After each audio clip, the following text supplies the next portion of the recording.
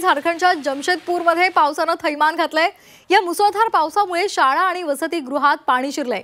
162 मुलांनी शाळेच्या छतावर बसून रात्र काढली आहे। झारखंडच्या जमशेदपूरमध्ये पावसाचं थैमान पाहायला मिळतंय। पोलीस आणि अग्निशमन दलानं मुलांची सुटका केलेली आहे। झारखंडच्या जमशेदपूरमध्ये जोरदार पाऊस झालेला आहे आणि त्यामुळे तिथे पूरस्थिती निर्माण झालेली आहे। शाळांमध्ये आणि वसतिगृहांमध्ये पाणी शिरलेलं आहे आणि त्यामुळे 162 विद्यार्थ्यांना छतावर बसून रात्र काढावी लागली। या पूरस्थितीमध्ये ही मुलं आता सुरक्षित स्थळी त्यांना नेलं जातंय। पावसामुळे सर्वत्र पूरस्थिती गंभीर बनलेली आहे। जमशेदपूर मधल्या एका खासगी शाळा आणि वसतिगृहात पाणी शिरलं आणि या पुरामध्ये 162 मुलं अडकून पडलेली होती।